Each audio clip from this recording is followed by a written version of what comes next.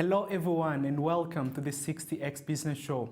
My name is Kitumaini and together with my guest we'll have different conversations about business, entrepreneurship and life. This is the show you've been waiting for. Stay tuned.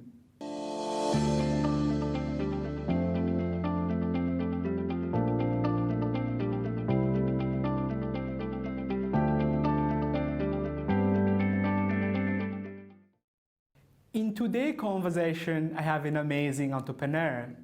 He's the CEO and founder of Charis US, which is a drone leader and manufacturer plus service provider here in Rwanda. And in the studio, he's Nandan Eric Rutaisire. Eric, welcome to the show. Thank you very much, Christian. How are you today? I'm doing good. How are you? I'm perfectly fine. And I'm so happy that you were able to make it to the 60X Business Show. Thank you very much. Awesome. So you'll be spinning the wheel and randomly we'll select a number and from there I'll ask you a question. Are you ready? Sure, yeah. Over to you. What is your lucky number? 11. 11. Let's hope that you'll be able to get your lucky number during the course of the show. Even if you don't get it, relax, you still get it. Now you got number 4. Eric, can you tell me more about yourself and why did you decide to venture into drone manufacturing? Yeah, thank you very much, Christian. And I'm sorry I haven't been, I know I haven't been available lately. It's been quite busy, but busy has been good. So my name is Eric Rutaisire. I've been the CEO and founder of Charis. And my background, personal background, is I have a master's in electrical engineering from the University of Minnesota in the US. So where I did my undergrad and master's studying. And then while I was there, I started thinking of what I can do back in my country. So, and being someone who was very into drones, I thought myself, why not start something up in the country? So that's how I really started in 2014. Came back, started building drones back then. And then from there, we started building the company that has got to where we are now. Yeah. Wow, interesting. Living in the US, coming back home to start your business. And your journey has been from 2014 to now, more than closer to 7 years now. How do you feel about what you're able to achieve during along those 7 years? It's been quite amazing. It's been a journey, an interesting one. That you know, sometimes you start. I like to say that it's always good to take small steps as you do. Sometimes you might not have the bigger picture on where things would get after 7 years, but I'm glad that it has been a very interesting journey, an entrepreneurial journey that I've learned a lot, and I think I've grown as an entrepreneur, but also as a man. So. Wonderful. That's so amazing. And we've seen during this pandemic, obviously a lot of business being affected, either decline in sales and not being able to meet some of the demand in the markets. Can you tell me how are you navigating around the pandemic? What challenges your business in your nature you are facing and how are you solving them? Yeah, so the pandemic was a hit in the face of everyone in the business. And so for us, we had to think quick on our feet and how we can, stay relevant during this time because, and it's a time of technology, digital transformation all over the place. And that's what the pandemic also showed us, that the work of, digital transformation, all tech is still relevant during the pandemic. So for us, we pivoted a little bit and trying to adapt our solution to what was happening. And you could see, for example, during the lockdowns and all the measures that the country were, using to curb the spread of COVID. So what we did was we partnered with the Rwanda National Police and then provided drone services so that they can monitor well the implementation of the measures. And so that was kind of a new idea we came up with, and pitched it to the relevant authority and partnered with them and contributed to that. And that also opened a lot of opportunity for us during that time. Yeah. And so I say we stay relevant, I believe, into that period. And also various people who were supposed to travel and come to Rwanda to monitor their projects and know how things are going, even those who were in the country were able to be sending our equipment or our drones and provide services to give them real-time update on how their project were growing. So those are the things we came up with quickly to help us stay relevant in this time. Wonderful. That's amazing. Yeah. Let's spin the wheel for another round of question. You got 4, but let's see what's going to be your next lucky number if you're able to get 11. Ooh. No. So close. So You got 12. Yeah. Still keep having faith you may get 11. Yeah. You have a background, as you said earlier, in electrical engineering. Can you tell me how you ended up being an entrepreneur? Is it something that you envisioned growing up, or it came at some point in your career? And tell us your story. Yeah, I think in my thought how I became an entrepreneur, I think it was. I grew up with that idea because in my mind I was like, I need to do something that is different, but also look out for a human need and meet it, especially in my country, starting from my country.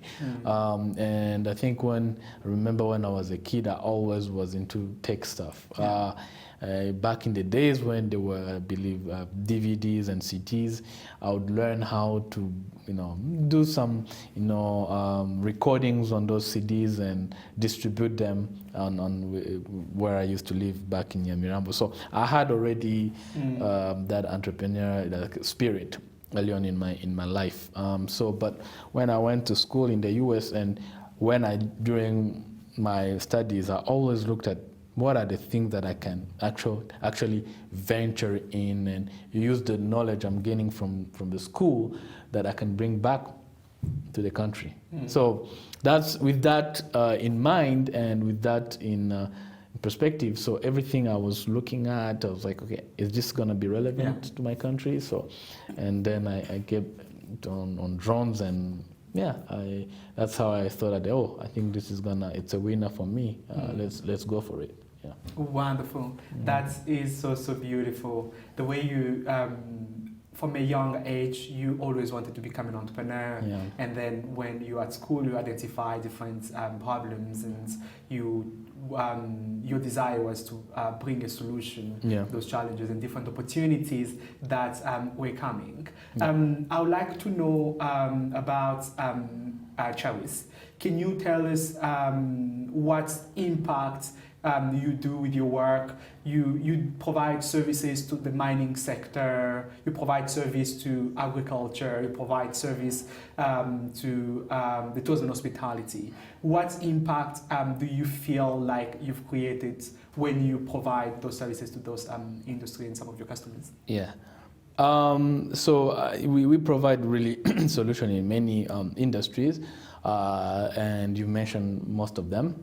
But the impact we've seen, for example, let's start with the health sector. So the health sector, we are using drones to fight malaria. So the impact there has been huge.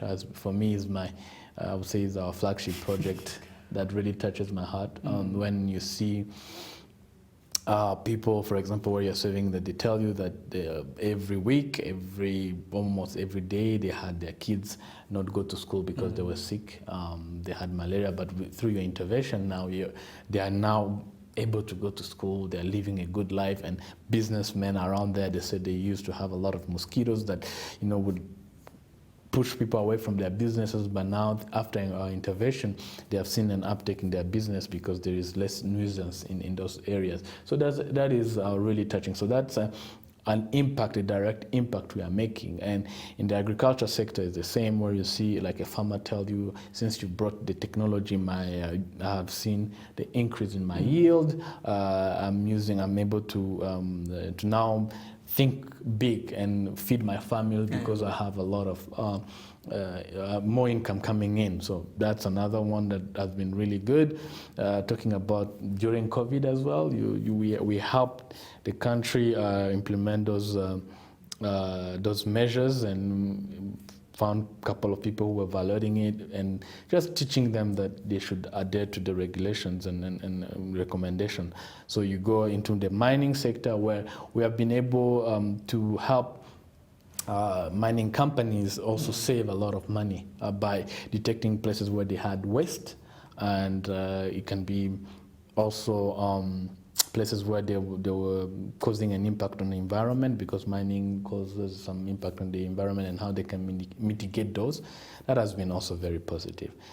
So we have a lot of those projects that you've seen that really Caris has brought a new way of solving issues in the country and in the African continent, where what is good about we are about Caris, we are not very rigid. We hear the customer and we say, okay, can we solve this issue by having our technology, adapt the technology? Because for us, yes, it's drones, but drones, for us, is just a platform. Yeah. It's like you have a car. What do you do with the car, right? So drones is not, many people tend to focus, oh, it's a flying object, it's cool, but you cannot build a business on cool, right? Okay. Yeah, you have to build a business on value. Yeah. The value you are bringing to someone, and that's what they are paying you for, not something that is cool. And nobody actually in the real industrial world will just pay you or look for your service because it's just something cool. Yeah. They look at value. So that's where we have focused our business, so that we bring value to our customers, and from there it's a no-brainer for them even to call us again. Yeah. Wonderful. I like some of the combination when you were saying the value and also listening to the customer. Those are like the basic fundamental for business. How you can retain customers, how you can convince the customers to buy from you, because as you said, customers don't buy cool stuff. They buy what value the product is bringing into their life. Are you making their life much easier? Are you solving the problem they're going through? And talking about customer, you have some of your customers include the private and the public institution. For small SMEs who like to utilize your services, let's say in the tourism hospitality sector, or an agricultural entrepreneur, how affordable are your services to them? Do you have specific packages, or you have specific options from them to buy from? Tell us more about affordability of your services. Yes, our services are quite affordable because one of our, I would say, motivation is, or how we like to say it, we are cheaper, faster, and better, right? And also, I like to add something else, and then smart or intelligent. So, because those are the solutions we are bringing. So we are actually affordable, because compared to the traditional method that we find, let's say in the construction industry, where we do a lot of topographical surveys, so you cannot really bring value if you are just too expensive. So what we are saying is that, okay, because of the technology, we can automate a lot of things. We will reduce the price, but also increase the value, the quality of what you're getting. So you are winning on every side. It's a no-brainer, because in our countries or in Africa, you need to have a solution that are quite affordable but also sustainable, and you cannot talk about sustainability without having a pricing model that works for everyone. Interesting. Yeah. Let's spin the wheel for another round of questions. You got 4, you got 12. What's your next number? You missed it. So you got 8. It's not bad. You're doing good. I would like to understand about your entrepreneurship journey. Can you tell us, how does it feel to be an entrepreneur? Yeah. It's hard. It's quite a discovery of, I would say, the journey where you discover yourself as well, and also grow as a person in things. So. The journey has been quite an interesting one, and a combination of a lot of learning and also persistence. So it's quite a huge or a big question to answer. But my journey has been really from how can I say it? It just showed me that sometime the best way, if I like to say that there is a blessing of not knowing what it takes to become an entrepreneur ahead before you start. Because if you know everything that you will go through, or everything that is ahead, all the obstacles that you will face, you might never be. You might not be an entrepreneur. So sometimes it's like just take one step, and then the other step will lead you to another. So if you're someone who just wants to have a whole thing, a roadmap planned out, sometimes it doesn't work that way. So you have to be, okay, you have a plan, a vision, but be willing to change it as you are going. So that is what really my journey has been, is saying, okay, I'm starting at this point. I know X, Y, but maybe Z, I don't know, but I'm gonna be flexible enough and patient enough to change it. So, and that has been really my journey, and learning a lot and listening to people, also knowing you have to sacrifice yourself financially and also mentally, and so it's a really tough journey. But once you go in it and you start growing and you see things working, is also one that is really that satisfies you. Is one that you can now start enjoying when things start moving. Wonderful. I just like the way you say when you make some small steps, the rest will just come by itself, and then once you commit also your time, your energy, at the end it's always satisfying and rewarding. But as you said, it's tough. It's very, very tough. And my follow-up question is: you're using cutting edge technology in your products. Why do you think business intelligence is very, very important now for businesses to make the decision? Because you do provide sound decisions to companies with your information. Why do you think companies nowadays should rely on business intelligence to make some sound decisions? Well, we are in an era where you need to minimize. So someone like, as there is a saying that says that success is learning how to minimize errors. And if you want to be successful in every industry that you want to minimize error as much as possible. And you cannot do it without having intelligent information. So the quality of your decision is based on, obviously, on the information you have. Because if you don't have good intel, you'll make bad decisions. So that's why we said, okay, we can bring a different perspective, a perspective that is from the air, for example, where you see the world differently, really, from someone who's just on the ground. So with that perspective, we believe, we found that it's very important that we can give you can have the best data, the best intelligent data on your fingertips, so that you can make a decision faster as well. Because time is money now, faster is better always. So that is really what we looked at. We thought that also in a country like Rwanda, where we are saying that we need to run, like our president liked to say, where others are asked to walk, we are asked to run, right?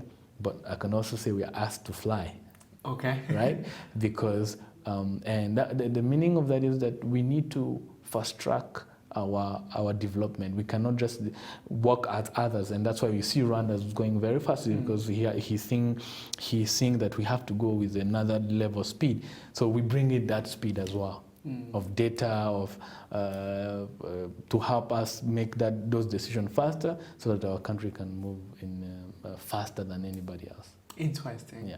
Perfect. Let's spin the wheel for another round of questions. You got 4, 12, 8. Let's see if you will. No, you got 12. Yeah. You spin again. Now you get 5. Right. I would like to know, your business is operational in 5 countries now. What do you think has contributed to your success? I say is good customer service and customers that are satisfied. Because most of those places we went, it's not that it was actually our plan of saying we're going to these countries and all that. Is people who have seen the quality of the work we are doing, and then went back to the other say, went back to their country, say, hey, we need carriers in here. We need them to come and do what they're doing in Rwanda. And you cannot do that if you don't have a good delivery of services. So we have done that through the quality of the services, because I always say I'd rather have 2 or 3 customers that are happy than 100 that are not happy, because it destroys your name, and nothing is important than your reputation in business, or also as a person in general. So that is what really took us there, is really our customer service and the satisfaction of our customers. And when they are satisfied, they are willing to take you anywhere. Yeah. Interesting. Making sure the customers are happy, that's what drives and has contributed to the success of Charis. I would like to shift the gears a little bit on top to get to know the human sides of who is Eric. Other than business and making money, can you tell us what else you do as a person that makes you happy? Yeah, thank you very much. I like to spend time with my friends and my family. That is, I feel like those are times where relaxing, quite relaxing. And if you know me, it's most of the time when I was with my friends or my family, I don't like to talk about business. We get into discussion about business and all that, but I think those are times where we can connect on another level, human side. That is because it can become draining wherever you are going, you're talking about business, and what do you do. So I tend to balance it out and have time to talk about other things, and then when it's time for business, and it's business. But that is that. But also, unfortunately, now we are in times where it doesn't allow it. I like playing soccer. I used to, when I was a kid, younger, I would say, I used to play a lot of soccer, even in the US, and we'll play in few, amateur leagues, and it keeps me fit, and also I do a lot of workout as well, just to keep myself fit physically and mentally. I would say those are, and yeah, like I'm a Christian as well. I like to go to church and enjoy that. In a nutshell, I believe that's me outside my work. Interesting. Yeah. And what motivates you in life? Oh, that's a good question. So in life, bringing solution or changes it really motivates me, and setting myself apart from just the masses, really challenging myself, where every day in the morning I'm looking forward to wake up to solve something. And I always say, like, when the next day I know that I'm gonna be in my lab working on some, having ideas on how we'll improve certain product, I'm always excited. Like I'm like, oh yes, tomorrow I'm happy I'll be there. So that is really what motivates me, bringing changes around, especially now in the African continent, because I feel like there's a lot of we've been kicked down a lot, that we cannot do anything in Africa. So being part of that building of changing the narrative of the African continent, it's something that is also really pushes me to wake up every morning. I like the last bit, being part of changing the new narrative about the continent, because yes, we need to change the narrative. This is the time to do it, and I'm happy that you're also motivated and part of that mission. I would like to understand, based on your entrepreneurship journey, what are the things that you had no clue before you start in the business? Yeah. I would say that when I started, I was a bit naive in terms of that people will just give you money in terms of buying your solution, because, as I said before, because it's just almost cool. And so I was naive on how it takes to close sales in terms of bringing a new technology, a disruptive technology, and what it takes really for someone to say, yes, I'm gonna pay for this, as opposed to pay for something that already worked for them. That was a journey, and because you get frustrated. Like, I'm seeing how, for me, this is the next thing to do. This is the right way of moving forward, but the other person says no. So getting to that point where of convincing someone is very. I was naive about it, and I saw that, maybe also the factor of being young, someone will be, I will take a chance on you, but I really learned quickly that anything that involves money is someone to release money is not easy. So that was kind of something that I learned, but also learning to operate as a team. Sometimes you are very focused. You want to be the one doing everything, but there's so much you can not do if you don't learn how to work with the others and teach people to work with you. So that is something that has been really a steep learning curve, and now I'm happy that we are getting there. Have a big team now that I can delegate and dedicate my time to do some other stuff. Yeah. Interesting. And what is the long-term plan of Charis? What do you want to accomplish in the future? Yeah, so what we are doing is, I would say, is changing, is again in that changing the narrative of the African continent. The future, as we are doing, is we are building a manufacturing plant here in Rwanda. We have already started manufacturing drones here, and we sold copper already, and continue that and bringing that new mentality that, hey, young people, we can, especially in Rwanda, in an ecosystem where we are allowed to explore and grow. So that is one next goal that carries us, or we are already in that pipeline.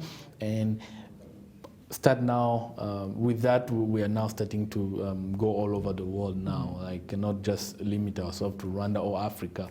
We have a project to go to the US and to Europe as well. So growing now out of the continent, So that is our imminent objective, is expansion in one word. Yeah. Interesting. Good luck with the expansion plan. Thank you. And for other entrepreneurs watching now, what message would you have for them, or advice? So it's always a good time. I like also to have, one of the things that I love to do is discuss with entrepreneur, but also young entrepreneur to kind of guide them. I believe in the country, what we miss is mentorship for young entrepreneur coming up, and with some other that have made it in court.